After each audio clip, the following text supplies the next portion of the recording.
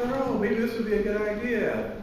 I know someone at the college who would be interested in speaking. I was like, who would that be? And he said, Dr. Rahim. I was like, oh, who is he? So she sent me the information, and over spring break we traded some emails, and he said yes, he would be nice to be able to speak. And then, I'm not sure what it is about me, this is going to sound like an off-color, but it's not, in men's room. I went to a movie with my wife and I went to the men's room, and I was walking out, and there was a young person in there, and I kind of stopped and thinking, I know this person from somewhere, and it was someone that watched us grow up and was like, how come he gave me a hug? I'm not going to come for a hug in the men's room. Okay. And then, leaving the men's room again, the young student walks up and says, hey, my dad could be speaking for you. Like, well, who's your dad? Dr. Rahim, like, oh, okay. So, always interesting when you meet people and when you make connections. So, I'm very pleased to introduce Dr. Malik Akil Rahim, who is an assistant professor in counselor's education and rehabilitation at Fresno State. He is currently the president of the Black Faculty and Staff Association for California State University of Fresno. Dr. Rahim was born and raised in Chicago, Illinois, and cold. He attended Chicago State University, where he earned his Bachelor's of Arts in Psychology and a Master's in Community Counseling. In 2012, he completed the requirements for his doctoral degree in counselor education and supervision from the Northern Illinois University. And he has consented to speak on the topic of working with people of color and issues of microaggressions that may impact our student success. So please give your attention to Dr. Thank you. This is great. I was just telling the young lady here that I'm not used to being on stage. It's like the thing about it is we try to, downplay power, but man, I love this. This is great. I mean, wow, man, I get used to this.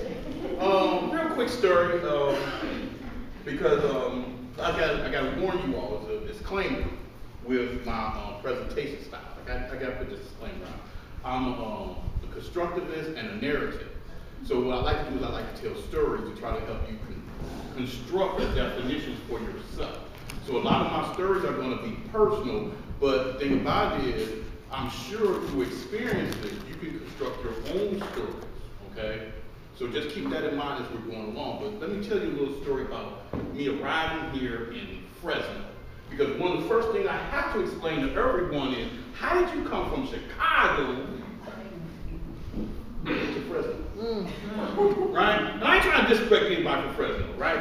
But you Californians are a different breed. Y'all a totally different breed. I'm serious, but the thing about it is when I came for the interview, I came down here for the interview and I met with my department chair, and the first thing he told me was, well, Dr. Rahim, I said, I'm not Dr. Yates, I got faith you're going to complete that dissertation. He said, one thing I got to warn you about Fresno is, it's hot, right? And see, the one thing, if you never met anybody from Chicago, let me give you this warning. We're a very, very, very conceited bunch. So the first thing you do is you say something about Chicago. The first thing we say is, not like Chicago. You know what I'm saying? You say, oh, man, it's cold here in Fresno. It's 65 degrees. The first thing we do is laugh at you. Say, oh, it ain't like it's in Chicago. Man, we got a polar vortex coming down, and it's like a minus 35, right? So, like, the thing about it, when he said that it gets hot, the first thing I think about, yeah, I'm on an interview, though. We all family here. You know what I'm saying? We all family. I can be straightforward with you all, right? So the thing about it is, the first thing I thought about in my mind was like, because you want an interview, so you got to put your best foot forward.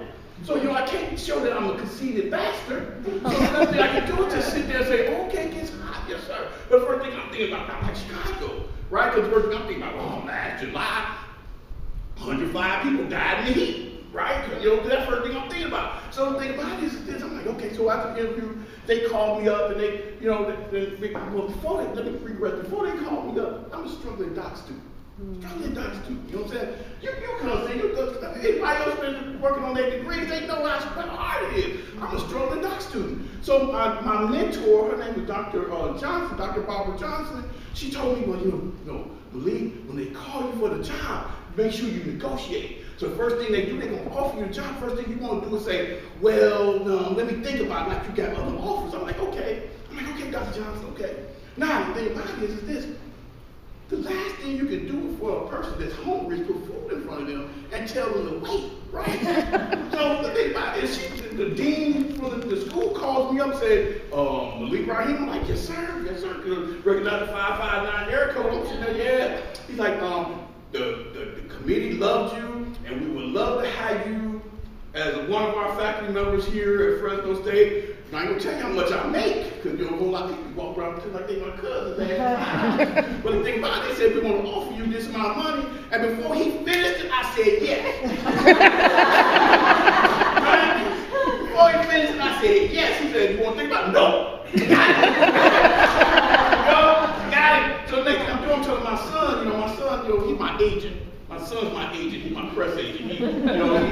He goes around finding jobs for me and all this stuff, but I never see the money. I wonder where these Xboxes and PlayStation 4s coming from in my house. And he's sitting there telling me I got to do a presentation in Fresno City.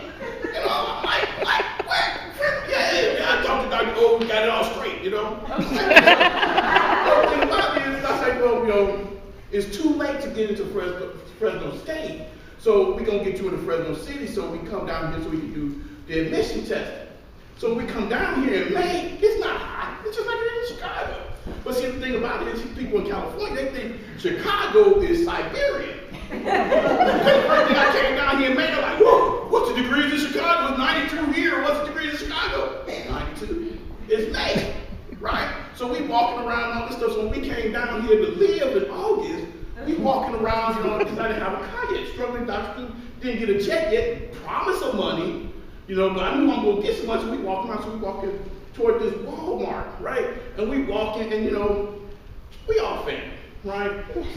Some of you all have, some of you all young people and all this stuff, y'all have these smartphones, right? These smartphones can tell anything. So the thing about it is, we walking, my son took me to scores of baseball games and all this stuff, and we walking and laughing, oh yeah, they said it was gonna be ha ha ha ha. And we walking, and so he says, oh yeah, I said, so Patrick, what's the temperature? That's an old rap song called Your Mind Playing Tricks on You. The worst thing you can do is tell a person how hot it actually is. See, as long as you don't know the temperature, you're fine. But I'm walking around and we walking, and then all of a sudden he says, 108.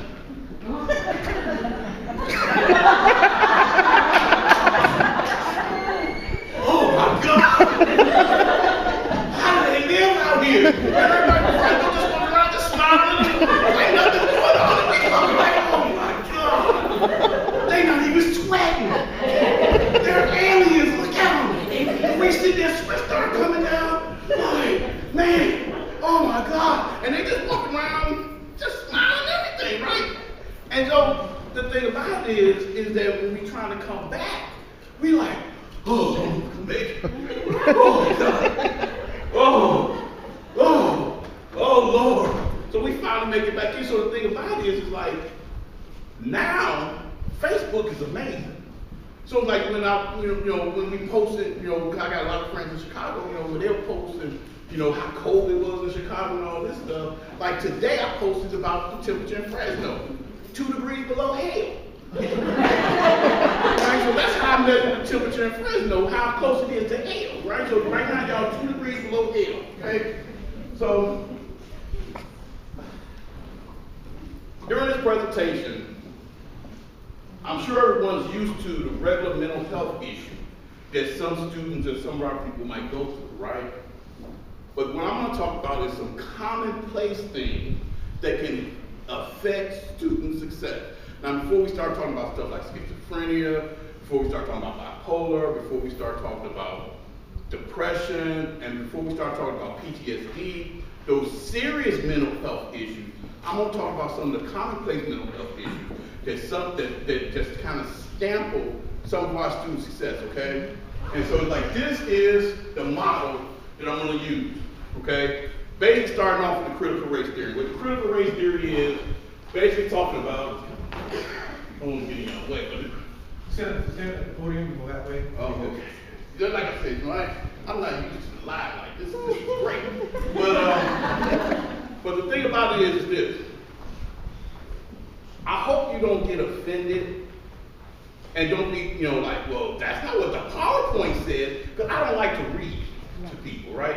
I think that's one of the most rudest things to do is to read to people when they can read for themselves. And then the thing about it is, if I go too fast for you, I make sure Dr. O get a copy and he can easily disseminate the PowerPoints to you all if you need it, okay? So it's like, I only got an hour, 15 minutes, so I'm trying to time myself, I'm trying to go.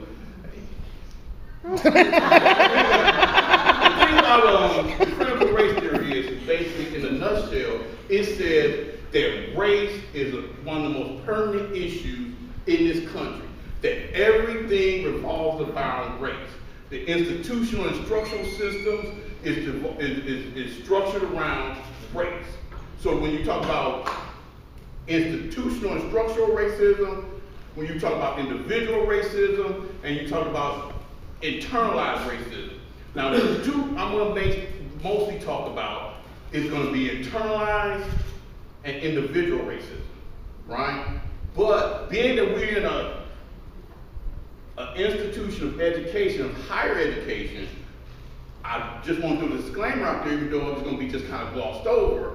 Structural and institutional racism is just running through the halls, right? So as professionals, what we're going to have to do is try to do something to stop it. And what I'm going to do is I'm going to talk about some of the issues that are associated with some of the structural racism and how it affects our students and mental health, because they internalize some of these things, okay? Okay. One of the first things we want to do is get some of these definitions out of the way, right? So one of the things I want to talk about first is oppression, privilege, prejudice, and racism, okay? Now, as you all know, everyone has a bias, everyone can be prejudiced, right? Everyone has stereotypes. Oppression can cause mental health concerns with people of color. And that's one of the main focus I'm going to talk about in this presentation today. Some of the oppressive things that cause some of the mental health concerns of our students, and maybe some of the things that we can do to help resolve some of the issues, okay? Now, racism, for this presentation, racism, the definition of racism is prejudice plus power, okay? Now, the thing about it is like this. Because of this definition, not everyone can be a racist, but everyone can be prejudiced, okay? Okay.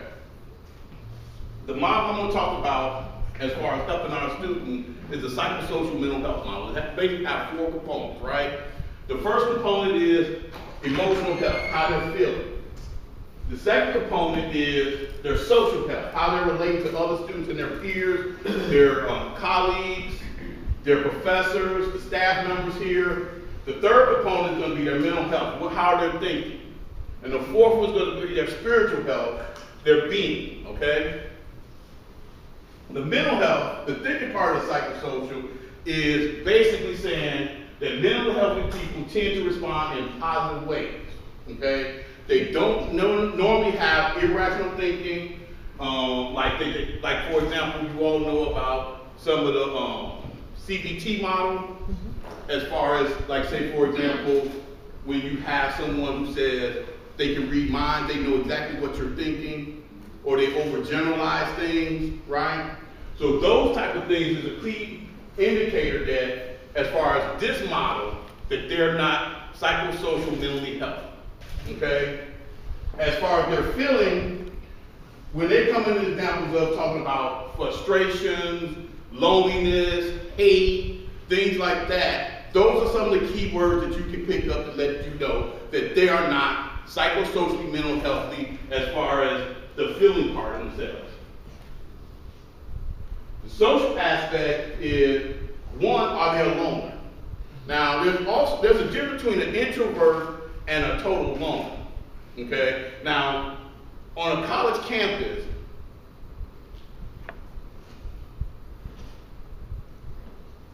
if you notice someone walking around with a Chicago Bears hat on, not associating with anybody,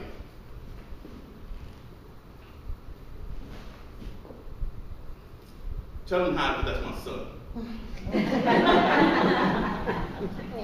Right? But the thing about it is this: if I had a client before come see me, and one of the things they told me is that they don't know how to make friends, right? And so I asked them, well, what do you do to try to get people attention? What do you try to do? Do you join any clubs? Do you do anything? They're like, no. I'm like, well, what are some of your interests? They say, well, I like video games. I said, do you have anybody in your dorm that like video games? No. Right? And so the thing about it is they're so isolated, they're isolating themselves from everyone else. And the thing about it is what you see is that they have no social bonds, no social support, and they're just feeling alone. Right? And so those type of things kind of wear on you. And then, of course,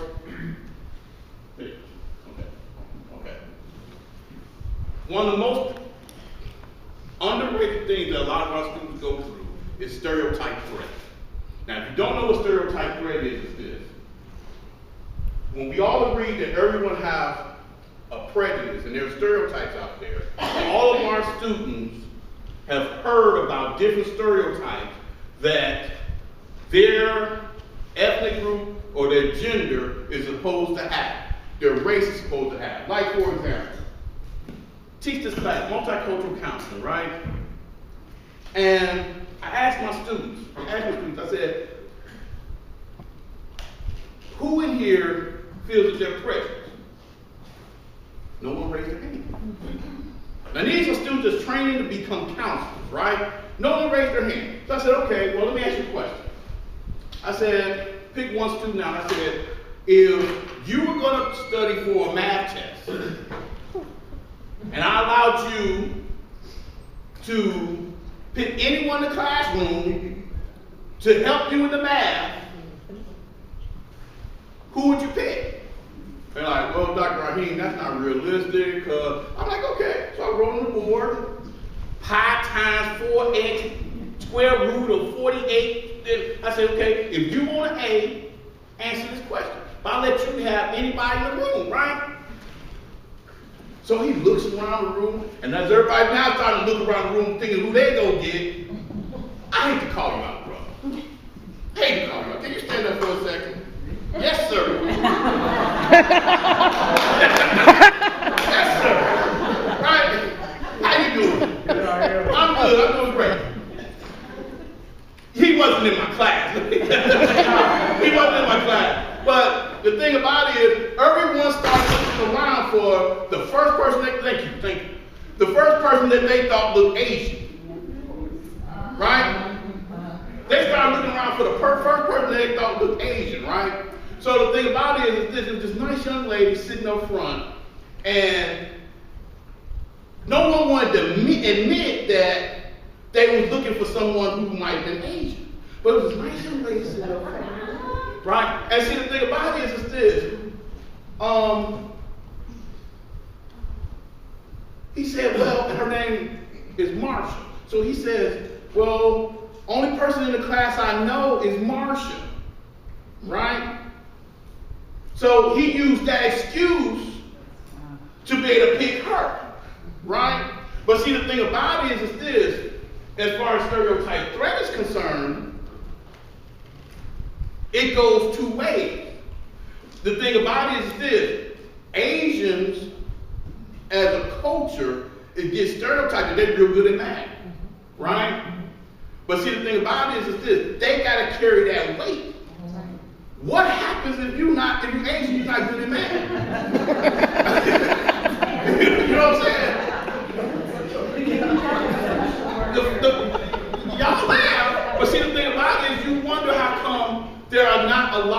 of Latinos and black students in STEM programs because they were told that you're not good at math, that you're not good at science. So they internalized this, right? And what they found is a study that all they had to do is say, okay, I'm gonna give you this math test, right? Here you go. Here's this math test.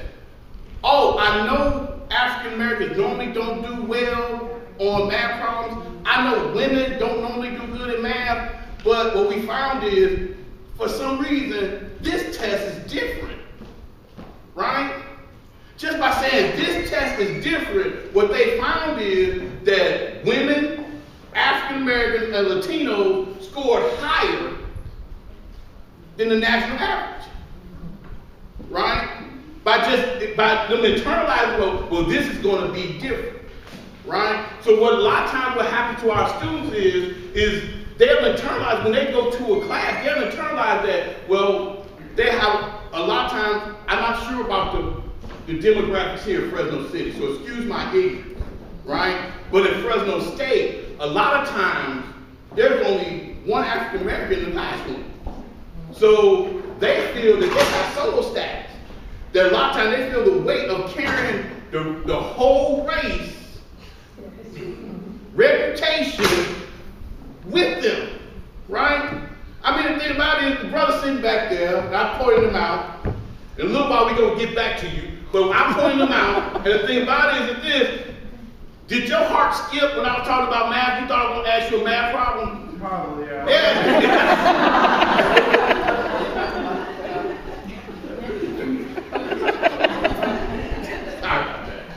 All right? But just that simple thing, just that simple instruction that this test is different helps their scores on test, helps their performance in class.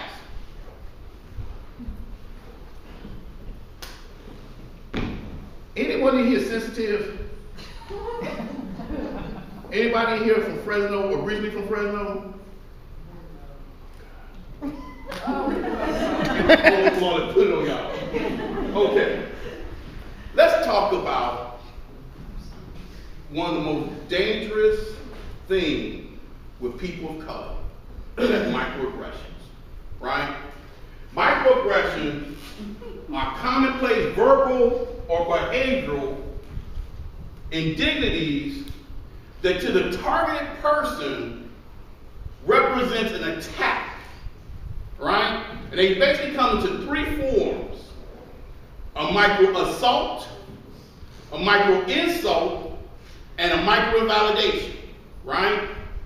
Now there's also environmental microaggressions, which also is happening here in the Fresno area, because what they do is they move certain groups around certain areas, right? How many of you all are going to see the new Godzilla movie? Don't be ashamed, raise your hand. Don't be ashamed. I want to see it, but I'm scared. And don't get me wrong, we all family, you know what I'm saying? I'm not scared in the sense I think Godzilla's gonna all of a sudden come out here like, you know, and attack us. I'm cheap. And every time I see the trailer, all I see is the smoke. I never see Godzilla. But if you ever do a real historical complex on Godzilla, Godzilla is a metaphor of the atomic bomb, right? So if you look at the trailer, when you look at the trailer, you're gonna see the buildings looking like an atomic bomb hit. And see the way the person who originally designed the original Godzilla, the skin of Godzilla had the kilos of a lot of the Japanese people who survived the attack. And so what he did was he maxed it out, to overemphasize it, but that's what it is. And if you watch Godzilla, he's always around a nuclear power plant, right? So it's like Godzilla is really a metaphor for environmental microaggressions and about the attack on the two cities in Japan, right?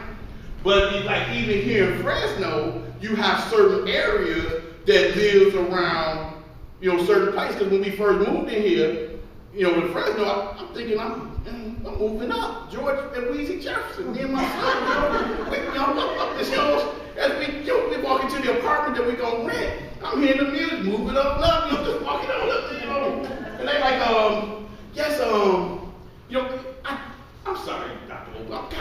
Like I said, I'm Chicago, kind of conceited, right? And so the thing about it is this, I just earned my doctorate a couple of months earlier. So excuse me if I want everyone to call me doctor, right? Amen. Thank you. I just earned it. So the lady at the rental office says, oh, Mr. No, Dr. Right?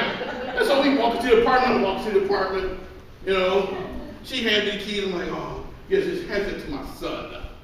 Yeah, I'm the doctor, can't just touch the keys like that, right? So we go in, and she's giving us the rundown of the apartment and all this stuff. The first thing she says is, oh, you gotta sign this waiver because we have asbestos in the water.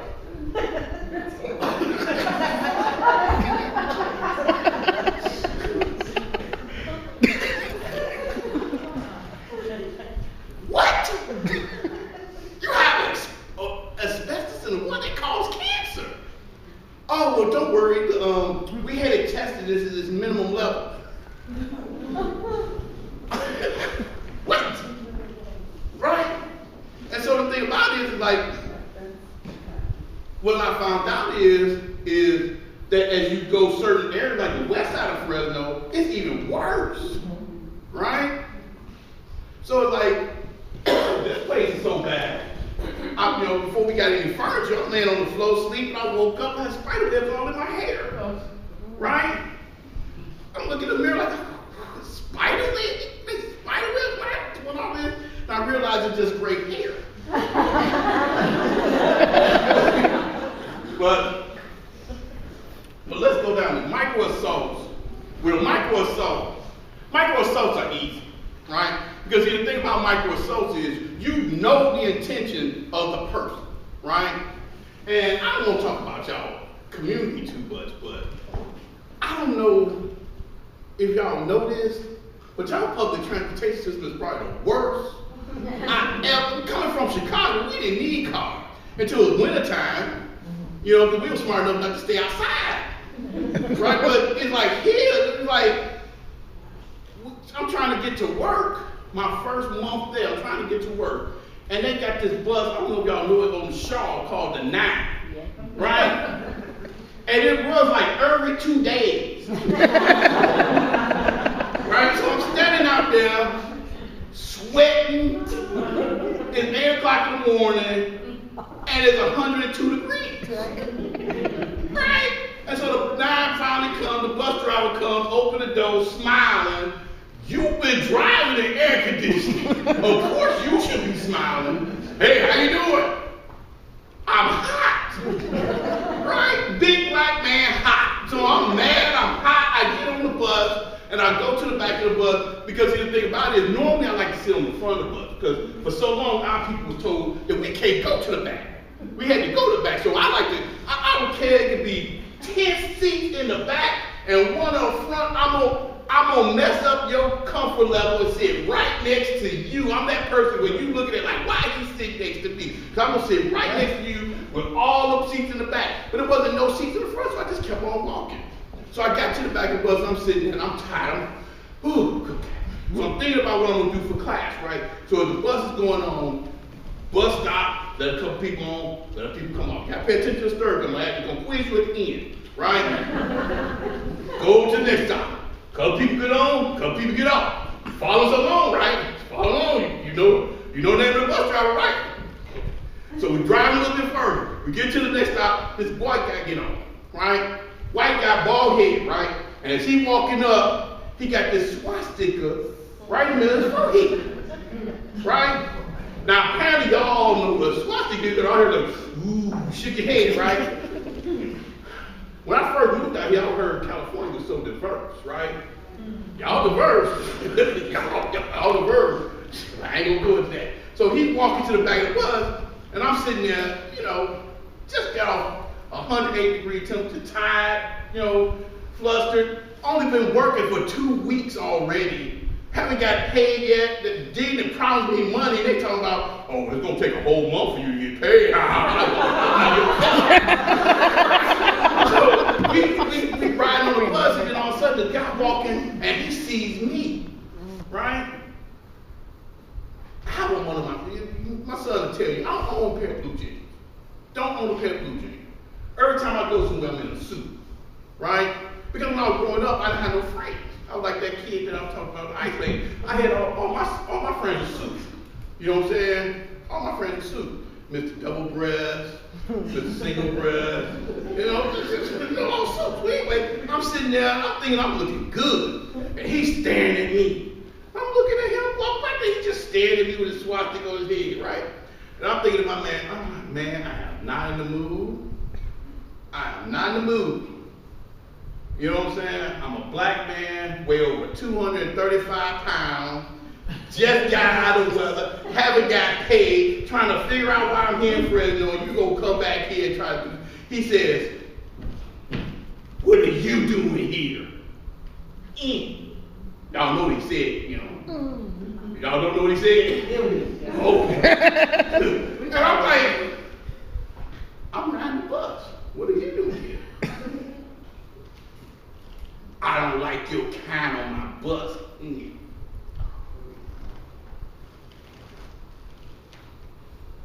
You see one, slap one. Now. Don't go back telling them my dean or my brother.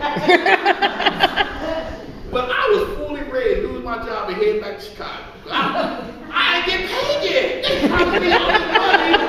I ain't get paid yet. They ain't showed me no money whatsoever. I'm like, after this, I'll go back to Chicago. So, and then you got this fool sitting here calling me these names. I ain't come 2,000 miles to be called that because they in Chicago got called that. Right? So, oh yeah, when we get off this bus, so everybody's sitting there like, looking, right? So I'm like, well, I just started Fresno City. He can always go to another junior college, you know? First thing I thought about was, dang, Ebony gonna write a story on me about it's a shame what this black man did to this white supremacist, but oh well, I do something, you know? So the bus stop, he gets up, and he's standing at the back of the bus. So I get my bag, get up, right behind me. What do you do? Now he realized I done stood up. I'm a lot bigger than life, didn't I? When I was sitting down, it looked a lot different. Now when I'm standing up, it's like, whoa, you know. He's like, what are you doing? I'm like, nothing, I'm just ready. I'm ready. I'm ready. You know, there's no problem, you know, let me know. Man, you crazy. Yep, I'm from Psychosocial. Well, let's go. You said you're going to fat when we got this bus. Let's go. Bus stop. Door open. Man, I don't want to fight you. No, don't start that now. No, I don't want to fight you. So he get off the bus. He walks away. Close the bus stop. Man, I go and sit down like, whew, I really didn't want to lose my job. But I had no doubt in my mind on his feelings toward me as a black man. Even when you look at the Donald Sterling case, as crazy as that was. I mean, how you gonna say you don't mind your woman sleeping with another man, just don't bring him to the game? Anyway, but those are micro assaults. You have no doubt in your mind. Micro insults are covert. And those, as far as mental health are concerned, are way more damaging. A micro insult conveys rudeness, insensitivity, and demean a person's racial heritage or identity.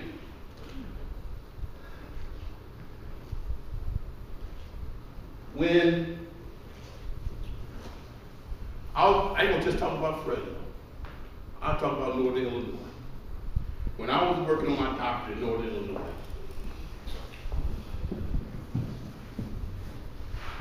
I had first got there, one of the professors asked, you know, he wanted to have a presentation at the Illinois Counseling Association. So he asked me and a couple other students if we can do participate in the presentation. So I'm like, okay, cool. So like each of us had a different part, right? So I was going to do mine on African spirituality and counseling, right? So it's like everybody else going up there and they're doing their piece and all this stuff, and I'm sitting there, in my safe zone, blocking everything out because I don't like to be around other people when they're presenting. But since I'm on the panel, I had no choice. So I'm sitting there trying to block everybody out. And so when it's my turn, I get up there and I do my spiel. So everyone loves, oh, Malik, that was great, that was great. So one of the people came like, wow, I didn't know you spoke so well. What the? I spoke so well. Well, you kind of, went back and forth and used that African American vernacular with old common English, and it was so beautiful how you did that. Like I said, we all family. Just started the doc program. I couldn't get kicked out, right? Couldn't get kicked out yet, right? So that's when I had to learn how to start biting my tongue. The first thing that would come out of my mouth, we all family. But I just said, oh,